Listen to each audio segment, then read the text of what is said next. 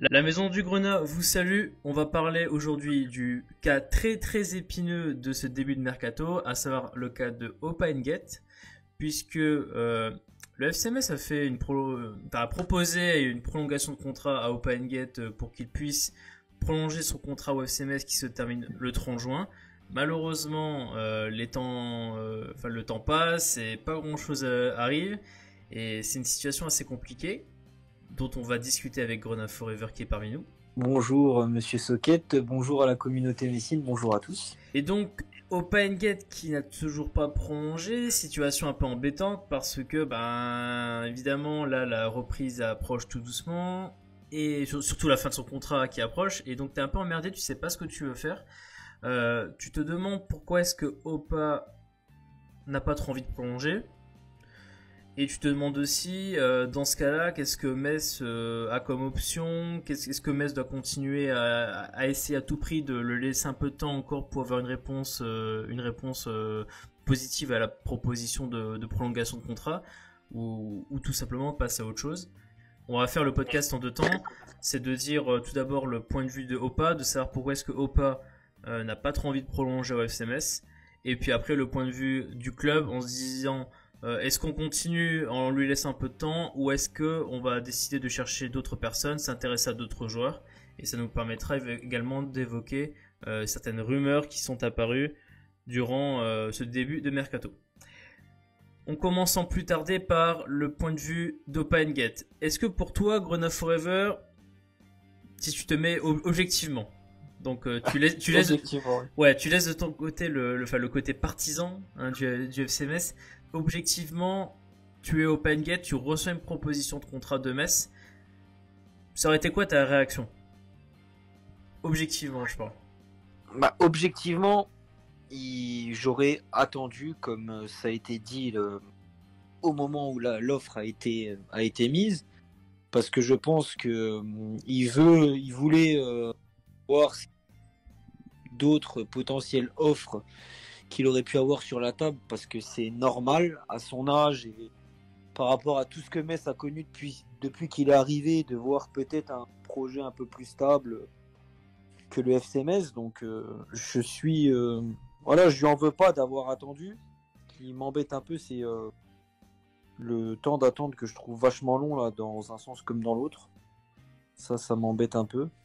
Après, je veux bien comprendre si les rumeurs comme FC Nantes, objectivement, c'est sûr que oui, il y a plus de stabilité et peut-être plus de projets sur le long terme d'aller dans un club comme Nantes que dans un club comme Metz qui là, on peut parler qui se reconstruit petit à petit. Donc voilà.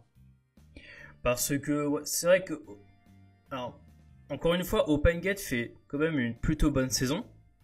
Une très bonne saison, très bonne saison. Voilà, allez, tu l'as dit, une très bonne saison.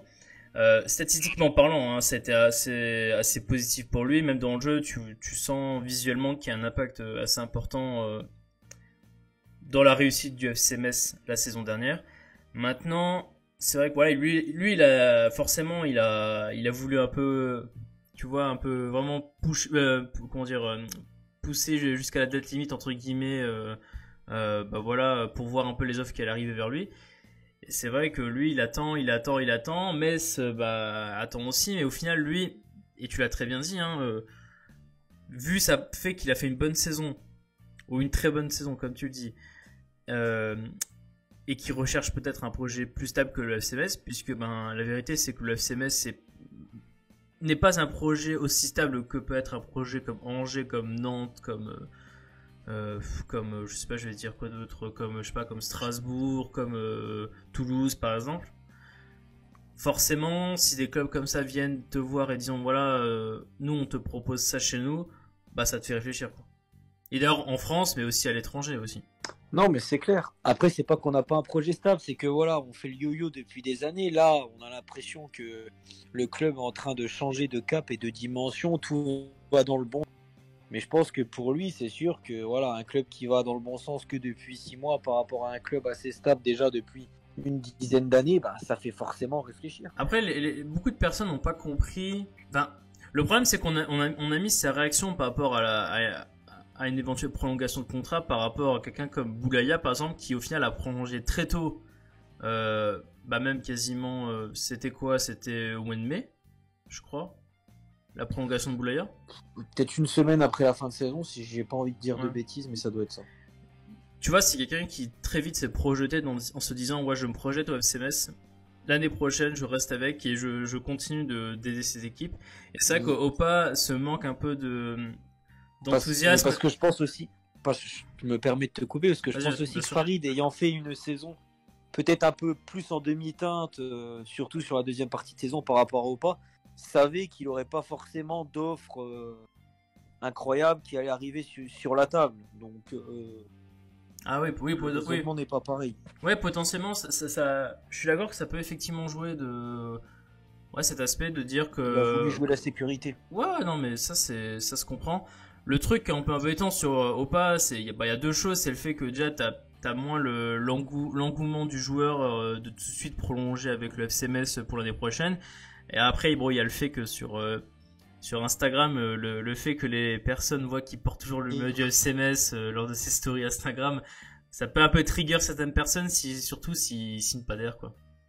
Ah bah ouais, je pense que ouais, sa communication à Opa n'est pas vraiment n'est pas fut-fut, parce qu'il joue un peu les gens qui sont vraiment partisans comme moi d'une prolongation, ça va faire chier si au final derrière il prolonge pas avec avec cette communication foireuse qu'il a sur les réseaux sociaux. Alors il le fait peut-être pas exprès, mais en tout cas c'est pas trop intelligent de sa part dans un moment comme ça de mettre des trucs comme ça, même si on sait que les réseaux sociaux c'est pas voilà.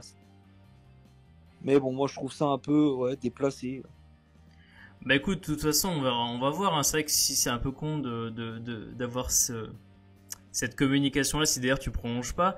Mais c'est vrai que c'est un cas qui, en tout cas pour lui, est pas facile. On peut comprendre, hein. Si t'as plusieurs choix, tu prends ton temps. Maintenant, t'as une deadline à respecter, puisque la deadline a été fixée par le FCMS.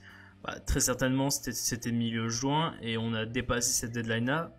Ce qui fait que Metz, à l'heure du moment où on fait cette vidéo-là, doit faire un choix. Et donc là, on va passer au deuxième point de vue, qui est le point de vue du FC Metz. Ah, Grona Forever, si t'es Metz, t'aurais deux possibilités. C'est de dire Opa est un joueur qu'on peut pas laisser partir, donc on va lui laisser encore un peu de temps. Ou alors on le laisse tomber parce qu'on a dépassé la deadline et il faut passer à autre chose. Et dans ce cas-là, on a commencé à prendre contact avec certains joueurs depuis certainement fin mai, début juin. Maintenant, il faut vraiment qu'on y travaille, vraiment qu'on cherche à négocier avec des joueurs pour remplacer éventuellement ou pas. Bon après, de toute manière, je pense que là, c'est pas moi qui va choisir. Philippe Gaillot l'a dit lui-même, donc on a déjà l'info comme quoi là, pour Philippe Gaillot, la deadline est passée et les pistes sont activées pour le remplacer. Après, quand il dit la deadline est passée, je pense qu'il y a quand même 5%, il se laisse une petite ouverture jusqu'au 30 juin, au cas où il y a un revirement de situation pour le cas ou pas. Ça, c'est mon avis personnel. Mais je pense que si d'ici le 30 juin, il n'y a aucun revirement, les pistes activées, dont l'une qui a l'air plus avancée que l'autre, sera très vite, aboutira très vite, je pense, à une future arrivée. Si toi tu es Metz et que tu as que là genre on te dit ouais demain on vient pour signer le contrat, on est d'accord sur les termes du contrat, tout ça, tu vois, tu le fais. Ah bah moi je laisse tomber les autres pistes. Ah bah bien sûr, moi jusqu'au 30 juin là, je laisse une infime porte ouverte, même si j'ai dit que la deadline était passée. Je pense que en disant ça, il met aussi c'est peut-être aussi un coup de com' en mettant un petit peu plus de pression sur l'agent et ceux qui s'occupent de d'Opa pour leur dire bah maintenant bougez-vous les fesses. C'est vous qui avez les cartes en main, donc dépêchez-vous entre guillemets. Soit vous prolongez, soit vous trouvez une porte de sortie, mais dépêchez-vous quoi. C'est plus Metz qui a la pression maintenant entre guillemets sur ce cas-là. C'est Opa et son clan. Ouais, même si Metz a évidemment pas la position de force dans ce dossier, dans le dossier sur Opa. Ah ben ça bien sûr que non. Mais c'est pour ça, je pense que là jusqu'au Peut-être pas jusqu'à la reprise de l'entraînement, ça va essayer. Donc, si d'ici jeudi, il n'y a pas d'informations contraires à ce qu'on a là depuis 3 semaines, bah, je pense qu'il faudra refermer le chapitre au pas, à mon plus grand regret. Mais bon, comme je dis, le club est au-dessus du reste. Donc le club est au-dessus des joueurs. Le club reste, les joueurs partent. Hein. Ouais, c'est malheureusement une dure réalité. Si on commence à voir un peu des profils pour le remplacer. Alors, il y a deux cas de figure qui apparaissent très rapidement à l'esprit. Soit on prend un joueur ayant le même style que OpenGate, à savoir un joueur qui va beaucoup percuter, qui va pouvoir déborder, qui va pouvoir jouer sur un jeu de dribble important. Ou alors un profil d'un joueur beaucoup plus passeur, un peu comme peut l'être un peu Boulaya. Même si Boulaya dribble également, mais Boulaya est beaucoup plus passeur qu'OpenGate. Et la question, c'est de te dire, maintenant que tu as prolongé Habib Diallo, est-ce que tu ne cherches pas à avoir un autre passeur, côté droit ou côté gauche, hein, bon, ça change très souvent les ailiers à Metz. Est-ce que tu... Voilà, donc la question c'est, déjà pour commencer, Corinne Favre, je te pose la question, est-ce que tu partirais sur un profil similaire à Opa ou est-ce que tu partirais sur un profil plus passeur peut-être? Pas forcément un profil similaire à Opa. Si on peut avoir le penchant côté droit de Boulaya avec les mêmes caractéristiques, moi ça me va. Il faut que de toute façon, il faut que nos deux joueurs de côté soient complémentaires avec l'attaquant qu'on va mettre devant. Donc si c'est Habib et qu'on arrive à avoir un autre passeur, bah tant mieux. Après, si on peut avoir un mec qui est dans la percussion, qui peut jouer avec Nianis, ça m'ira aussi. Il faut savoir ce qu'on veut. Il faut s'adapter par rapport aux différents profils que nous, on va avoir sur notre ligne d'attaque. Et on va parler de la piste qui revient depuis ces dernières semaines. C'est plus un profil à la Boulaya, c'est dribbleur, fin technicien. Donc, dans ce cas-là... Ouais, c'est ça, c'est le... Alors évidemment, vous avez très bien compris de qui on parle. On parle évidemment du nom d'un joueur qui est beaucoup plus cité actuellement que le nom du FC Metz lui-même par les supporters messins. Hein. Ils disent même plus maintenant FC Metz, ils disent Ferrat. Alors moi, je pense qu'on peut d'abord mettre quelque chose au clair. C'est on va un peu parler de ce qui s'était vite fait passer sur le cas de Ferrad, mais enfin, on va y rapidement. Mais c'est vrai que beaucoup de gens l'avaient annoncé que c'était officiel qu'il allait signer. Au final, on est le 23 juin au moment où on fait cette vidéo-là. Il y a absolument rien qui s'est passé. Donc c'est une piste parmi tant d'autres. Alors évidemment, il y a le cas de Zinedine Ferrat. Il y a aussi le cas évoqué de Thierry Ambrose, qui l'a été un peu plus tôt dans le mois. Même si après, tu as évidemment d'autres pistes, parce que Metz, évidemment, travaille en sous-marin. Et d'ailleurs, c'est une très bonne chose qu'il travaille en sous-marin, ce qui fait que ça... Tu vois, ça réduit un peu comment dire, potentiellement le prix du joueur, en fait. Le fait que personne n'en parle. Donc, c'est plutôt pas mal. Et alors, toi, tu me disais, ouais, Zinedine Ferrat, profil plus Farid Boulaya, mais côté opposé. Évidemment, l'un des très très gros passeurs de Ligue 2 depuis les 2 dernières saisons. Ah, puis très bon joueur, franchement, c'est très très talentueux. Hein. C'est même bizarre qu'il soit encore au Havre aujourd'hui parce que je pense qu'il mérite beaucoup mieux que ce club-là. Bah, il est en fin de contrat, ouais, faut préciser. Après, moi, je serais le premier avis hein, s'il vient, évidemment, mais. La question c'est est-ce que lui voudrait venir à Metz, quoi, c'est toujours pareil. Est-ce que lui est-ce que lui n'est pas un peu dans le même état d'esprit que OpenGate là actuellement, de dire aujourd'hui j'ai plusieurs clubs qui viennent me voir, je cherche la situation la plus stable entre guillemets, et Metz parmi les clubs de Ligue 1 représente peut-être l'une des situations les moins stables, puisque Metz vient de monter et est descendu la saison dernière, tu vois.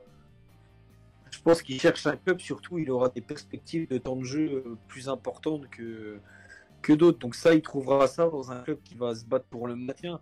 Donc je pense qu'un club comme Metz,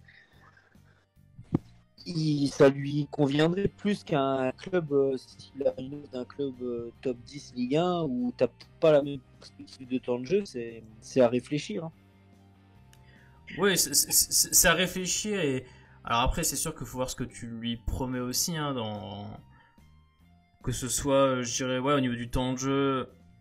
Alors après, ouais, c'est un cas qui est pas facile, parce qu'évidemment, gros cas de concurrence, mais donc C'est pour ça, pour moi, il faut enlever à l'idée de ceux qui pensent que si Nget reste, Ferrat doit venir. Je pense que ça, c'est pas possible. On peut déjà enlever cette situation où on aurait les 2 joueurs sous le maillot messin. Ça me paraît vraiment improbable. Ça. Bah, certains l'avaient évoqué, je m'en souviens que certains avaient dit, mais pourquoi pas garder les deux? Je leur ai dit, mais le problème, c'est que si vous gardez Nget, Ferrat ne voudra pas venir pour être remplaçant dans un club comme Metz, en fait. Non, ça n'aurait aucun sens. Donc ça sera soit l'un, soit l'autre, je pense. Ouais. Mais bon, on a évoqué le cas de Ferrat, un profil donc qui est passeur. Il y a un autre profil évoqué qui est plus peut-être dans la percussion. Ça serait le profil de Thierry Ambrose. Pareil aussi, c'est pas facile également vu que le joueur donc la saison dernière a joué à Lens, un joueur qui est dont beaucoup de clubs s'intéressent aussi parce que ça reste quand même un jeune joueur. Est-ce que toi tu prendrais le risque forcément d'aller sur lui? Je sais pas. C'est une bonne question. Après, il a été prêté par Manchester City, donc négocier avec City déjà, ça sera pas facile. Bah, le problème, c'est son salaire, en fait. Vu que c'est voilà. un salaire de base d'un jeune à City, je vais pas vous donner l'image de joueurs quand ils vont signer en Angleterre. Mais tout joueur qui signe en Angleterre, même jeune, en fait, a déjà un contrat qui est très très élevé par rapport à ce qu'il aurait pu avoir, notamment par exemple en France. Progression d'avoir Ambrose par rapport à Nget. Les supporters lensois n'avaient pas l'air franchement emballés de la saison qu'il a fait, donc je me dis qu'au final c'est peut-être pas non plus. J'ai l'impression que c'est plus une régression si on le fait venir. Je sais pas si. Ouais. Mais moi en fait je suis un peu dans le cas d'Ambrose, je sais pas, il y a moins de certitude, t'as l'impression que par exemple, ouais avec le cas de Ferrat, mais bon ça peut être avec d'autres joueurs, tu vois, je sais pas, c'est un peu, il a un. Alors, après, faut voir le contexte aussi. Ouais. Après, le profil du joueur, ouais, bah 22 ans, je crois, donc t'as l'acheter pourquoi pas et espérer peut-être d'en faire une plus-value derrière. En tout cas, c'est un cas assez compliqué. Pour Opa, on va voir certains comme toi, par exemple, pris pour que il soit prolongé d'ici là. Mais je pense qu'il faut se faire une raison en disant que il faut passer à autre chose. C'est pour ça, est-ce que la prolongation annoncée d'Habib par le FC Metz n'est pas aussi un autre coup de com qui irait dans le sens pour qu'Opa reste, quoi. Je dis qu'est-ce que le FC Metz peut faire de plus qu'annoncer la prolongation d'Habib pour qu'Opa se décide à rester. Il y a eu la prolongation de Farid au début de Mercato, c'est son copain. Marvin est encore là, Habib prolonge. Le FC Metz ne peut pas faire grand chose de plus pour montrer à Opa son intérêt pour le prolonger, donc c'est lui qui a les cartes en main, à lui de décider. Ouais, en tout cas, on va voir finalement qui va être son remplaçant, ou alors grand miracle, est-ce qu'il va rester. C'est un point qu'on va aborder, notamment, je peux déjà l'annoncer, lors d'un live Mercato qui résumera tout ce qui s'est passé durant le premier mois de Mercato, donc live qui interviendra vers le 11 juillet, quelque chose comme ça. Suivez les réseaux sociaux pour en savoir plus. Et nous, on vous dit à la prochaine fois. Merci Grenat Forever, comme d'habitude. Merci Socket, merci à la communauté Messite de nous écouter. Alors, n'oubliez pas un petit abonnement, un petit commentaire pour mieux référencer cette chaîne, ça nous aide grandement. Et on vous dit à la prochaine. À la prochaine.